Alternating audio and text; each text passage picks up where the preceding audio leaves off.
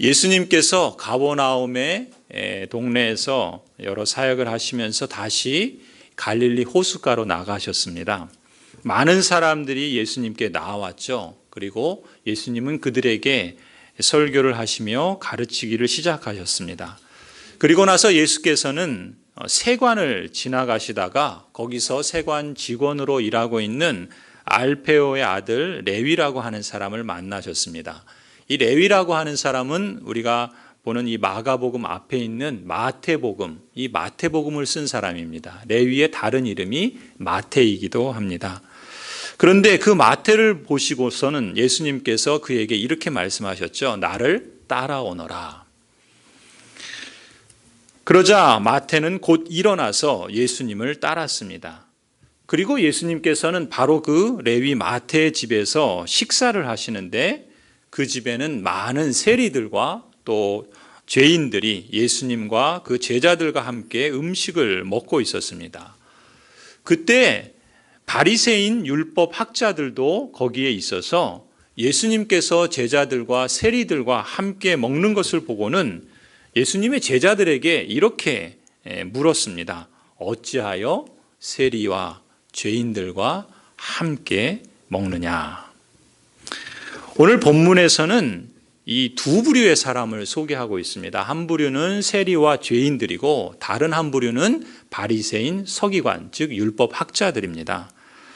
이 한 부류의 사람들은 예수님, 곧 하나님의 아들이요 그리스도 메시아이신 예수님과 함께 식탁에 교제를 나누며 즐겁게 음식을 먹고 함께하고 있습니다. 반면에 다른 한 부류의 사람은 저만치 멀리 떨어져서 거리감을 두고 또 예수님과 함께 교제하고 식사를 나누고 있는 그 모습들을 보면서 시기하는 마음을 가진 사람들입니다. 그들이 바로 바리새인 율법 학자들, 서기관들이었죠. 그들은 그렇게 말합니다. 어떻게 저런 죄인들과 저런 세리들과 예수님이 함께 먹을 수 있단 말인가? 바리새인들은 딴지를 걸며 그렇게 대조되는 모습을 보이고 있습니다.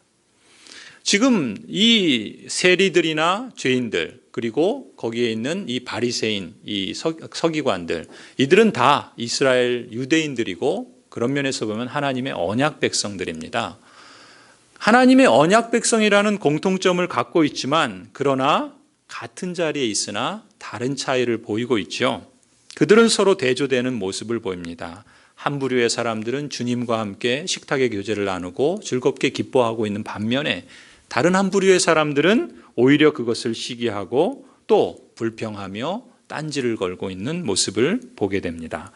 그렇다면 다 하나님의 언약 백성이고 다 하나님의 친백성인데 왜 이들은 서로 다른 이런 차이를 보이는 걸까요? 무엇이 이들에게 이런 차이를 낳게 한 걸까요? 오늘 우리는 예수님의 말씀에서 그 단서를 찾을 수 있습니다. 17절을 보시면 예수님께서 이 바리새인들이 제자들에게 그 한 질문을 이제 들으셨습니다. 그 질문은 무엇이었습니까?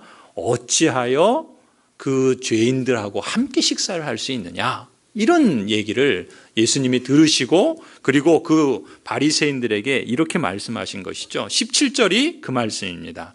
건강한 사람에게는 의사가 필요하지 않지만 병든 사람에게는 의사가 필요하다.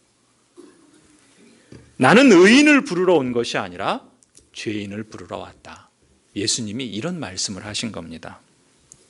말하자면 지금 두 부류의 사람이 있는데 한쪽은 건강한 사람이고 다른 한쪽은 병든 사람이라는 거예요. 또 한쪽은 의인이고 다른 한쪽은 죄인이라는 겁니다. 이렇게 두 부류의 사람들이 있다라는 것이죠. 건강하다라는 사람은 어떤 사람들이겠습니까? 몸이 건강할 수 있겠죠. 그런데 그 이상의 의미를 갖고 있는 것입니다. 건강하다라고 하는 사람은 자신들의 생각, 또 자신들의 말투, 또 자신들의 행동, 이런 사고방식과 행동이나 말투에 있어서도 자신들은 아무 문제가 없고 그래서 사람들에게 거리낌 없이 잘하고 있다고 자신들은 옳다라고 믿고 있는 사람들이라 볼 수 있습니다. 그것은 신앙생활에서도 그렇습니다. 신앙생활에서도 이 사람들은 안식일을 잘 지키고 또 회당 예배에 잘 참여하고 때로는 금식을 하기도 하고 모세 율법을 따라서 11조를 드리기도 합니다.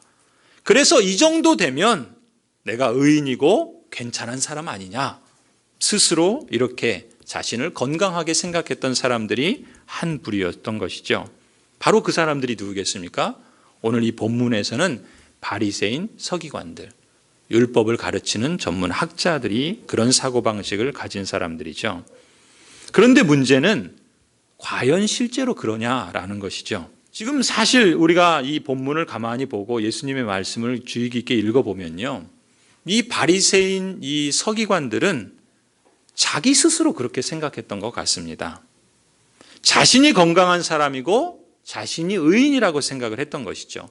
반면에 예수님이 함께 식탁에 교제를 나누고 있는 저 세리들, 그 세리들은 우리가 앞서 보았던 것처럼 세리들은 당시에 경제적으로는 부유한 사람이었지만 같은 동족에게 그 필요 이상의 세금을 걷어서 로마에게 바치거나 자신들이 착복하는 그런 매국노와 같은 사람이라 이런 인식이 있었던 것이죠.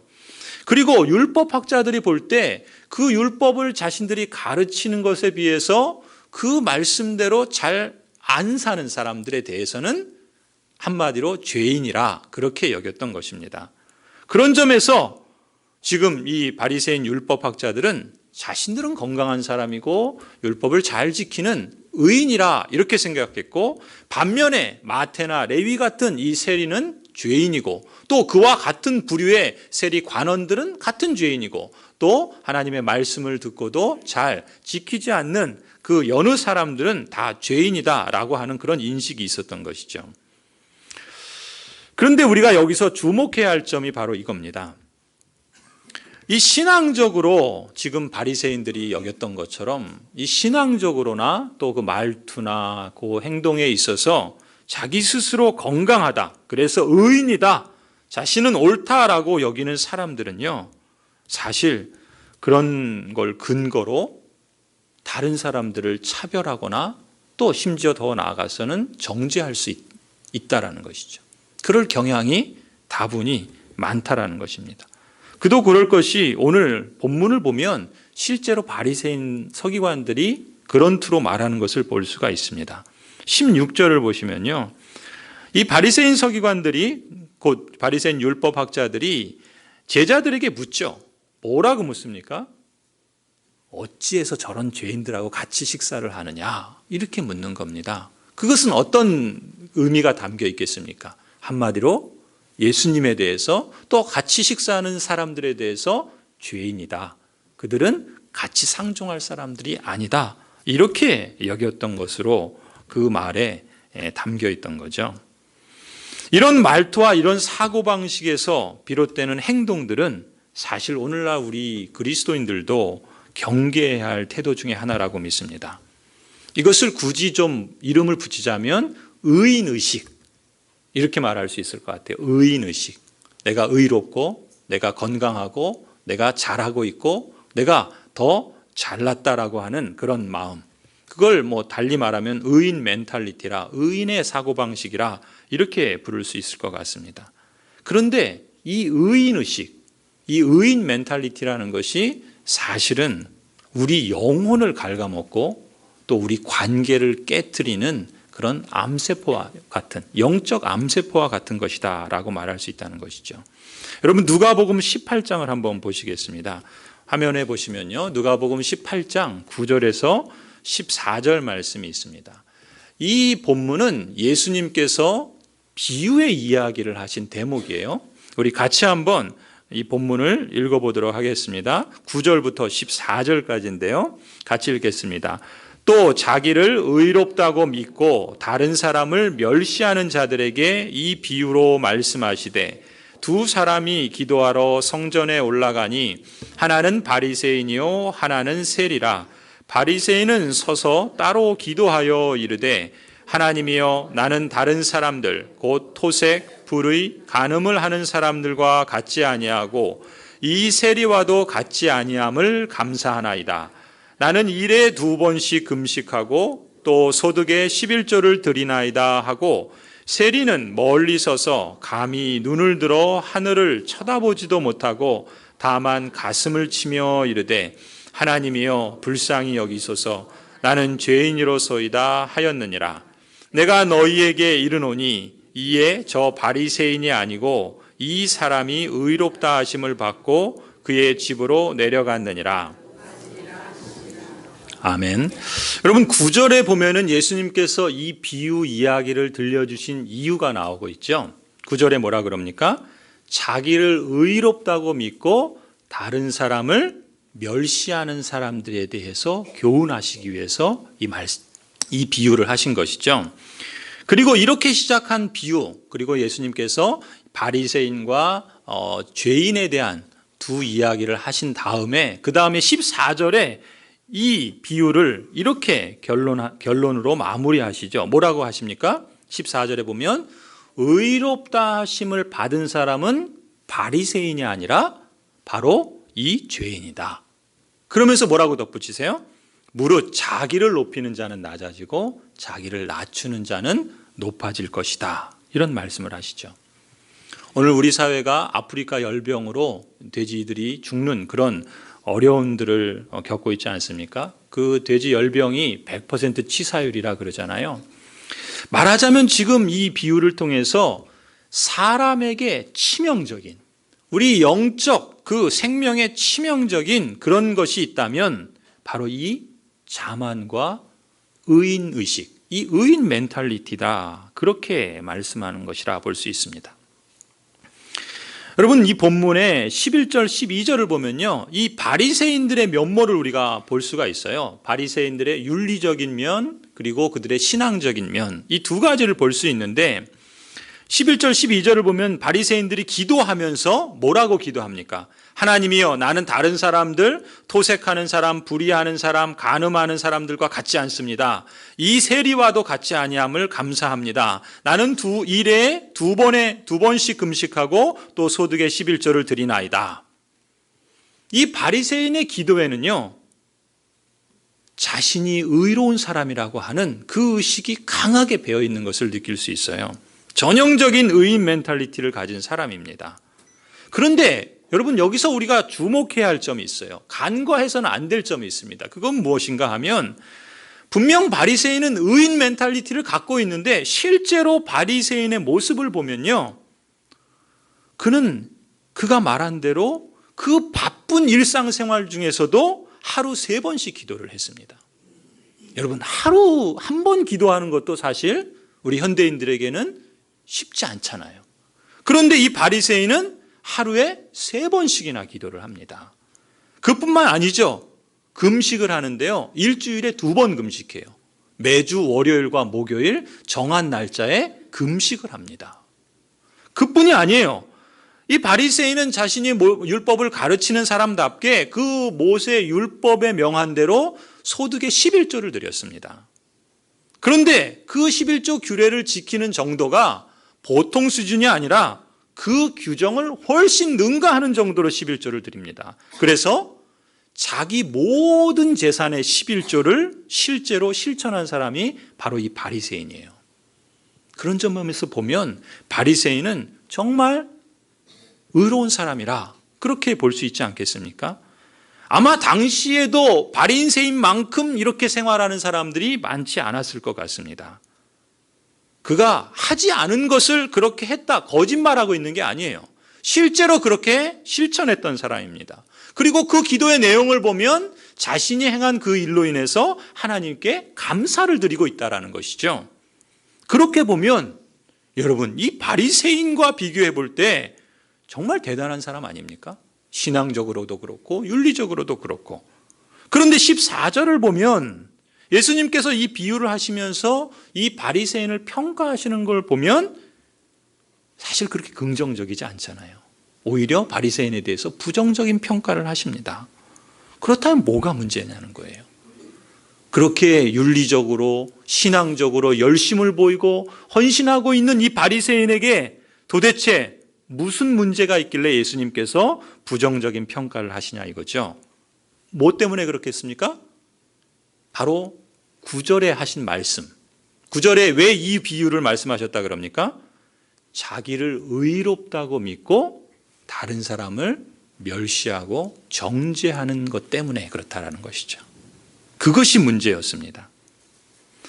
우리는 이 바리새인을 통해서요, 이 자만, 이 의인의식, 이 의인 멘탈리티의 특징을 좀 몇 가지 살펴볼 수가 있습니다. 먼저 11절을 보시면요, 이 바리새인이 기도하는데 어떻게 기도하냐면 서서 따로 기도했다, 이렇게 표현하고 있어요. 바리새인은 서서 따로 기도했습니다. 만일 어떤 배우가 이 바리새인이 기도하는 모습을 연기한다면 아마 그럴 것 같아요. 시장처럼 사람들이 많은 곳에서, 그리고 두 손을 높이 들고 하나님께 기도하는 그런 모습을 보였으리라 봅니다. 그러면서 그 기도하는 내용은 어떤 내용이겠습니까? 한마디로 다른 사람이 볼 때, 야, 정말 경건하고 정말 신앙적인 열심히 있는 사람이다. 아마도 다른 사람들은 그를 존경하고 부러움을 사기에 충분한 그런 내용들을 가지고 기도를 하는 것을 들을 수 있을 겁니다. 아마 그런 내용이기 때문에 이 바리새인은 누구나 들을 수 있을 정도로 큰 목소리로 또 손을 높이 들고 기도하지 않았으릴까, 그렇게 생각해 봅니다. 그런데 이렇게 기도하면서 이 바리새인의 마음속에는 무엇이 있었는가? 자신이 행한 그 신앙적인 윤리적인 열심과 헌신에 대한 자랑이 있는 겁니다. 그것을 드러내고 싶은 그런 자만심이 있는 겁니다. 그리고 그걸 다른 사람들이 알아주기를 바라는 그런 욕망이 그에게 자리 잡고 있었던 것입니다. 예수님께서 그 마음을 꿰뚫어 보신 거예요. 그가 행한 행동들은 분명 칭찬을 받을 만한 것이고 또 마땅히 하나님의 백성으로서 그 말씀대로 순종하는 경건하고 아름다운 모습이었습니다. 그런데 그 경건하고 아름다운 모습의 이면에는, 그 속마음에는 결국 의인의식이 있었던 거예요. 자만심이 있었던 겁니다. 의인 멘탈리티 속에서 그런 행동들을 했다라고 하는 점이 바로 예수님이 보시는 문제라는 것이죠. 그런데 이 바리새인이 기도할 때 보니까 어떤 사람이 기도하러 옵니까? 죄인 하나가 기도하러 온 거예요. 마침 기도하러 온 세리를 봅니다. 그때 이 바리새인은 그 세리를 잔뜩 의식하면서 기도합니다. 어떻게 기도합니까? 내가 그 세리와, 저 죄인 세리와 같지 않아야 하는 것으로 인해서 하나님께 감사하며 기도합니다. 바리새인은 하나님과 자신과의 기도에 집중하는 것이 아니라 기도하는 중에 딴 사람을 의식하고 있는 거예요. 그리고 그 사람과 비교하면서 자신의 의로움을 더 강조하는 겁니다. 그리고 그것을 표현하고 있는 것이죠. 여러분, 이 이야기를 들려주시면서 예수님이 지금 무엇을 말씀하고자 하신 걸까요? 그건 다름 아니라 다른 사람과의 비교에서 비롯되는 그 바리새인의 우월감, 바리새인의 그 속마음에 감춰져 있는 그 자만심, 그 자랑, 그 의로움, 예수님은 지금 그걸 꿰뚫어 보시는 것이죠. 12절도 보시면요, 이 바리새인의 기도는 그야말로 자신이 율법에 충실했다라고 하는 그 자신의 의로움을 부각하는 내용들로 가득합니다. 그것은 무엇인가? 바리새인의 이러한 행위는 자신이 행한 그 종교적 열심을 자신이 얼마나 의로운 사람인가라는 것을 입증하는 그런 과시의 수단으로 여겼던 것이죠. 바리새인이 실천한 행위들은 앞서 말씀드린 것처럼 분명 하나님께서 보시기에 바람직한, 그리고 칭찬할 만한 그런 행위임이 분명하다, 그런 말씀을 드렸습니다. 그럼에도 불구하고 예수님께서는 지금 그 바리새인의 그러한 행위들이 오히려 그 마음속에 있는 그 자만과 우월의식, 그리고 그러한 비교의식으로 인해서 그 행위마저도 다 그 의미를 잃어버렸다고, 퇴색했다고 그렇게 평가하시는 것이죠. 성도 여러분, 만일 한번 바리새인이 그 마음에, 그가 행한 행동만큼이나 그 마음 중심에서 그 죄인과 같은 마음을 가졌다면, 이 바리새인이 자신이 행하는 그 실천들이 자신의 의로움을 나타내고자 하는 그런 과시의 수단이 아니라 하나님께서 자신이 죄인임에도 불구하고 자신을 받아주셨고, 그리고 하나님의 은혜가 자신에게 임하여서 자신이 이렇게 응답하면서 살아갈 수 있는 그런 존재라는 것을 겸손히 그 마음 중심에 갖고 이런 실천을 하고 이렇게 기도했다라고 한다면 여러분 어떠실까요? 하나님께서 그것을 기뻐하시지 않겠습니까? 그거보다 더 아름답고 그거보다 더 칭찬받을 만한 일이 어디 있겠습니까? 그러나 바리새인은 그렇지 못했죠. 여러분이 만일 예수님의 입장에서 이 바리새인의 기도를 들으신다면 여러분은 어떻게 반응하시겠습니까? 예수님처럼 그를 그렇게 평가하지 않겠습니까? 만일 그렇다고 한다면 우리 역시도 우리의 삶에 신앙적으로나 우리의 삶의 어떤 자세에 있어서 앞으로 우리가 어떤 태도를 취하고 어떤 마음으로 실천해야 할지는 분명해진다고 믿습니다. 요약하면 이런 것이죠. 의인의식, 이 자만이라고 하는 것은 자신을 뽐내고 과시하는 그런 마음의 태도라고 말할 수 있겠죠. 그 자만의 원인은 어디에 있겠습니까? 자신의 업적이나 성취를 과장하거나 거기에 집착하는 데 원인이 있지 않겠습니까?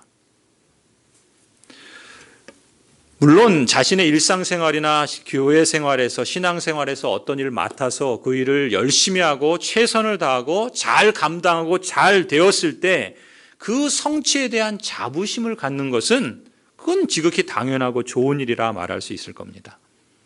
그런데 자기가 모든 것을 이루었다고 자랑하고 과장한다거나 다른 사람들에게 눈에 띄고 싶은 그런 마음에서 더 나아가 다른 사람들, 그렇지 못한 사람들을 무시하고 정죄한다면 그것은 자부심이 지나쳐서 자만으로 빠지는 것이 아니겠습니까?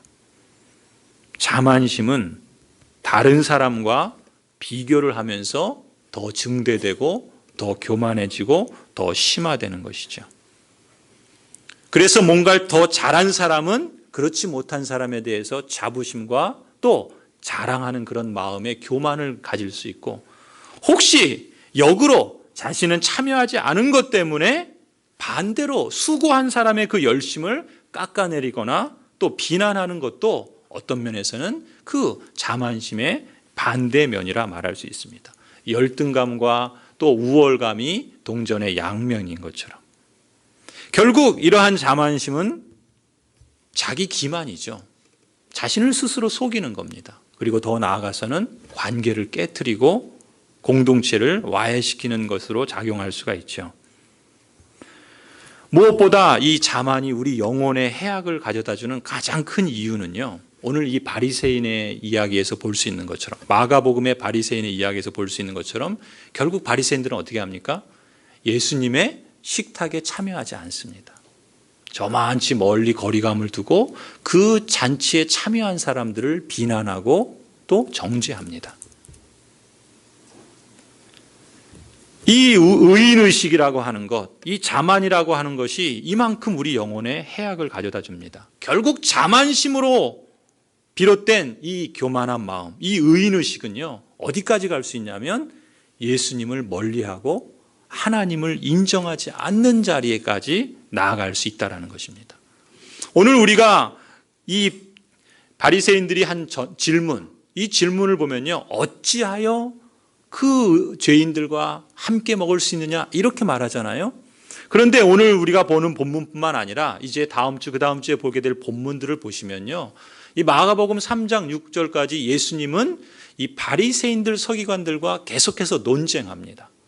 그리고 그 논쟁을 어떻게 이어가냐면 이 바리새인들이 처음에는 우리가 지난주에 본문 본 것처럼 처음에는 예수님에 대해서 죄를 사하는 권세가 있다는 것에 대해서 마음속으로 생각하죠. 어찌 사람이 감히 그런 죄 사하는 권세를 갖고 있다고 말하는가, 이렇게 의구심을 갖는 것으로 시작하잖아요.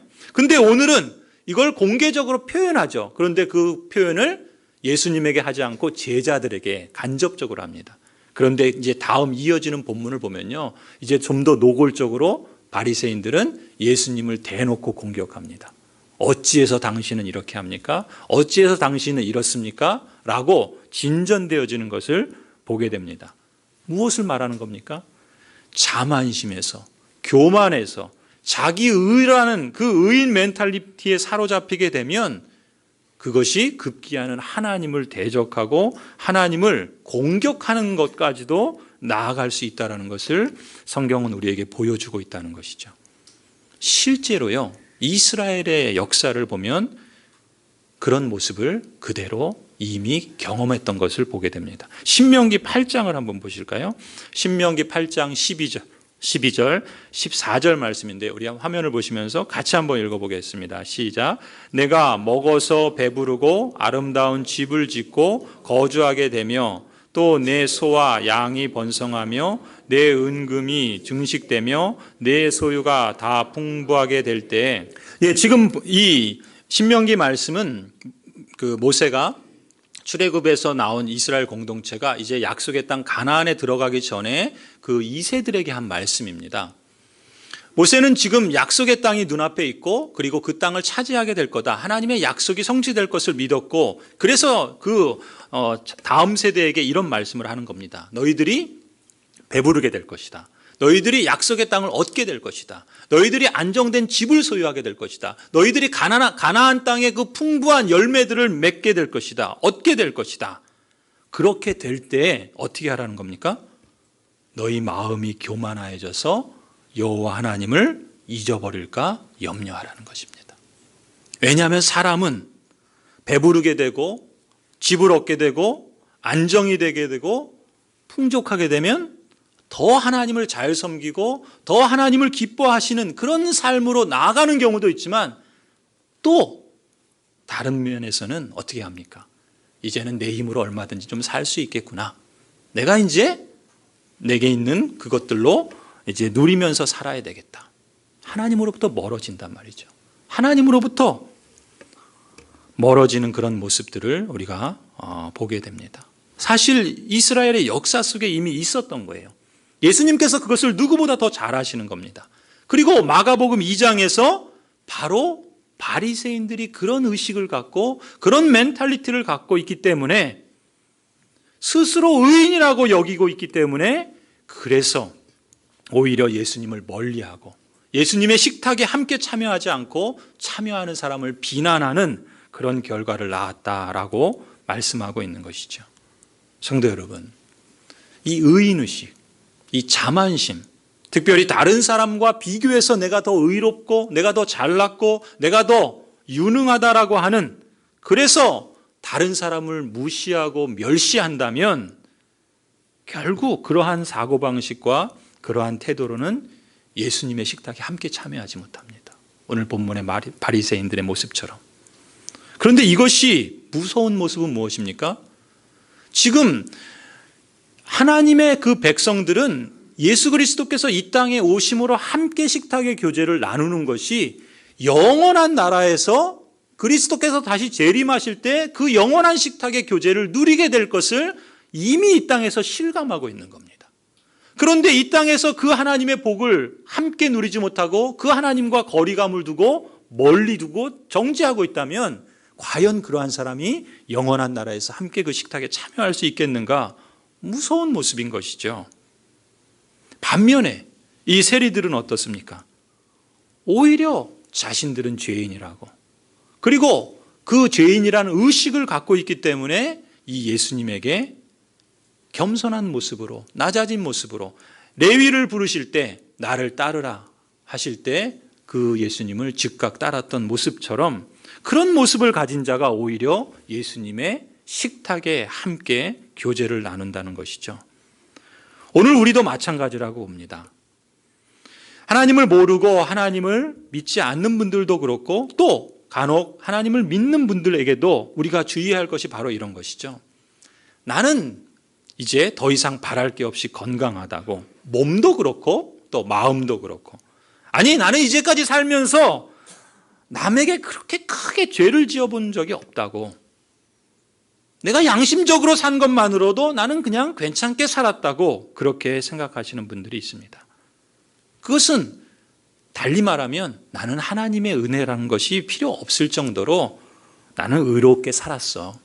그것만으로도 나는 괜찮은 인생을 살았고 또 그것으로 인해서 영원한 그러한 생명을 얻든지 아니면 그것으로 인해서 복된 인생으로 살든지 그런 마음을 갖는다면 사실 그것만큼 안타까운 일이 또 있을까 싶습니다.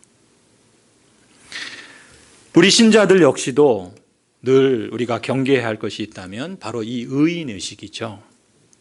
이 의인의식이 강하면 강할수록 우리가 하나님의 언약 백성이라는 한 울타리 안에 있지만 그러나 사실상 멀리서 그 식탁에 함께 참여하지 않고 그 사람들을 비난할 뿐 예수님의 그 식탁의 기쁨과 그 즐거움을 누리지 못할 수도 있다는 것입니다. 오히려 세리 마태처럼 자신이 병든 사람이라고 죄인이라고 그런 마음을 갖고 겸손히 낮추는 사람이 예수님이 말씀하신 것처럼 결국 예수 그리스도를 받아들이기 쉬운 것이죠.